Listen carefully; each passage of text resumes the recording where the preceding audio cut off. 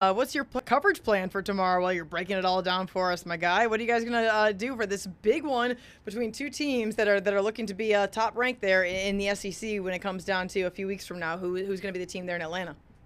Yeah, Ole Miss and Georgia, excuse me. We'll get to Auburn in a second. But Ole Miss and Georgia, man, that is just going to – I have so many, thought processes in my mind of how this game is going to go, because part of me is like, does Georgia start off slow like they have all season long? Because if they do, I think it's trouble, because Ole Miss can be the team that can strike quickly, and before you know it, you're down 21-0 in the blink of an eye. Mm-hmm. Or does Georgia kind of right the ship, say, hey, we got scared, Auburn, could have pulled this off, and, and Kirby has a get right message for those guys, and, sure there's something, things get right, So get right or get left. I'm kind of both ways. Like, I don't know who's gonna win this game, honestly, because I can see. What's the number on this one, G? We'll talk about that in a second, because that's a huge storyline. What is it? I don't even know. 7.5. Who? Which is Georgia insane to me. Georgia is a 7.5 point. Okay, is favorite? Make this or underdog. I don't even know. Georgia's favorite. Okay. Did I miss a storyline? Was I miss a storyline while I was out of town? What am I missing here? Make these three lines make sense to me. Georgia was a 3-point favorite on the road at Tennessee. Georgia was a 3-point favorite on the road at Auburn. Georgia is a 7-point favorite against the team they're ranked beneath in the polls. Ole Miss is the number 5 team in the country. Ole Miss is the undefeated team, and Georgia's more than a touchdown favorite right now. Either Vegas knows something, or Georgia might blow this team out. I have no clue, because everything points to me. You're gonna say it's because Ole Miss should have lost against Washington State last week? Maybe, but the thing is that you can make the argument they only lost to Washington State because they were looking ahead to Georgia. And I mean, you could make the assessment that Georgia should have lost to Auburn. That's true. So there's no making an assessment of that. Never mind. I honestly don't know. I mean, I was sitting on the sidelines at Gerhard Stadium, incredulous about what I was seeing on Saturday night. Okay. We know you're a dog at heart. What you talking about? You got with your rotating Georgia helmet over there. God dang it. Hey, listen, I got my Auburn stuff up here too. Yeah, I know. You put that up there behind. It's collecting dust. Yeah, move the other stuff around. You got to move some other things around. Cut out your Swiffer duster a little bit. It's all right. We'll be sitting here waiting with the wagon. We'll be sitting here waiting with the wagon when the freeze effect eventually at some point impacts the plains. I mean, Auburn's been under a freeze watch for 3 years now, and they're waiting for a freeze warning. Okay, they're waiting for the time for it to finally happen.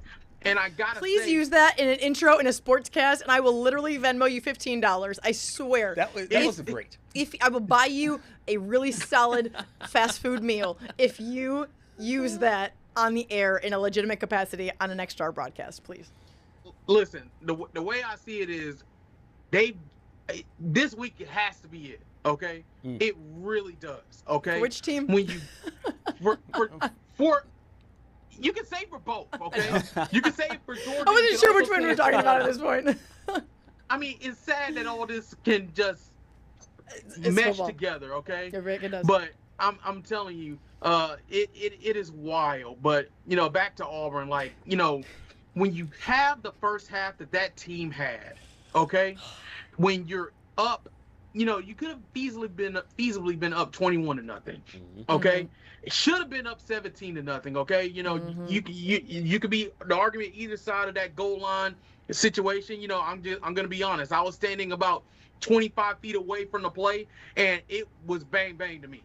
Okay, yeah. So I honestly don't. In fact, I didn't even realize it was a fumble at first. I had to go back and look at it on my camera. They didn't realize it was a fumble either. They went back and tried to figure out. Hey, I mean, did we ever get any clarity on why it was not a returned fumble for touchdown if it wasn't going to be a touchdown? Because they blew the whistle. They blew it dead. because of the progress or whatever, forward progress or something. It was a clear recovery, but they blew it dead before they could take off in the other direction. So should they have? So where was the ball spotted? At the 2-yard line. Yeah. I don't know. All I know is that my husband was throwing stuff at the television. I think that at this point I couldn't hear. I couldn't really see what was going on. There was just a lot going on, and my kid was like, "What's going on?" So listen. At the end of the day, you're right though. I mean, and like you said, there's a do or die time, so to speak, a little bit. And when you talk about, not for Auburn, that's a rough situation, but for Georgia, when you start to flirt around with being a 2-loss team, you start to wonder if you're on the outside looking in when it comes to being in playoff contention. And Kirby Smart's won a couple national championships. They've been in the playoffs. They've been left out of the playoffs. And so when you kind of are in one of those spots, it's kind of like that, you know, twice bitten shy, whatever the saying is, or once bitten twice shy, whatever it is. And so you wonder, like, hey, is this a situation for Georgia where it's like, okay, we can't have this extra loss here, and Ole Miss is coming in thinking they're licking their chops for an opportunity to get back into, hey, not being a 7-point underdog in this game.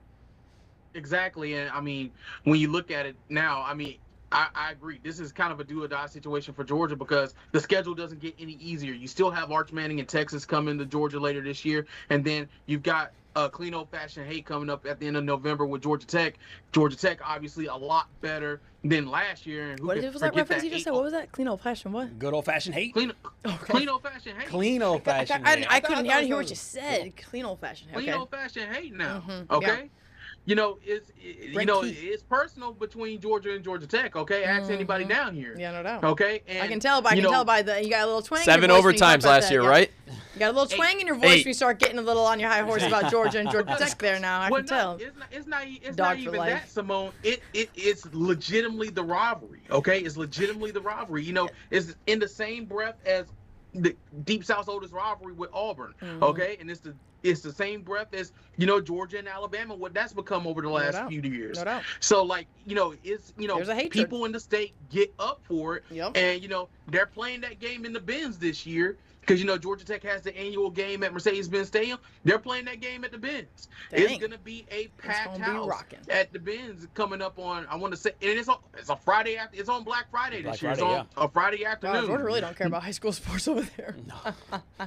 Listen, they played that game on Black Friday night last year, and I think I got home from that game around 5 o'clock in the morning after the 8 overtimes was done. Like, it was absolutely insane. So you were shopping, and then you were, I mean, you were shopping, you went right into coverage of the game. I mean, that sounds like a pretty good 48 hours there, Jack. You know, how many times I got to tell you, Simone, sports around here ain't dull, okay? It's not. Okay? You know, if we're not covering Georgia, we're covering Auburn. We're not covering Auburn, we're covering Alabama. If we're not covering those three, we're covering high school. If we're not covering them, we're covering our minor league teams. Hockey just started on the Chattahoochee River, by the way. I don't know if you knew. So, like I said, we're all dropping over the place. knowledge. Listen, you and Tyler need about 5 more people on your staff. Like, you're getting a lot done for just the two of you guys. There's no question about that. I know we have some sound, P. Walsh. We have Kirby.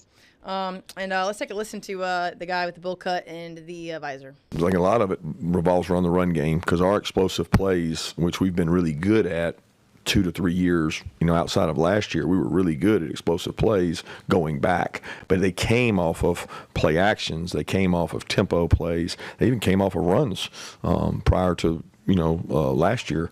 So where do you get explosive plays from? You look and you do track them. You see other people and you say, okay, these players make explosives. They need to touch the ball. And that's what we try to look at because explosives are the greatest indicator of who wins games, right there with turnovers and the middle 8. So, you know, we want to be more explosive, obviously. And we played some teams early that played us in a very different way that made it hard to be explosive. We've actually been more explosive against some of the better teams that we've played because they play you more aggressively, which exposes them to risk. But can't pinpoint or say exactly what's going to allow it. I'm comfortable with who we are, although I want to be more explosive. But being a team that can grind it out, be physical in a day and age when a lot of people don't want to be physical, it makes you different. Definitely a different time of football than it was when Kirby was there at Alabama because all it was grinded out, talking the 6 to 3 type final scores.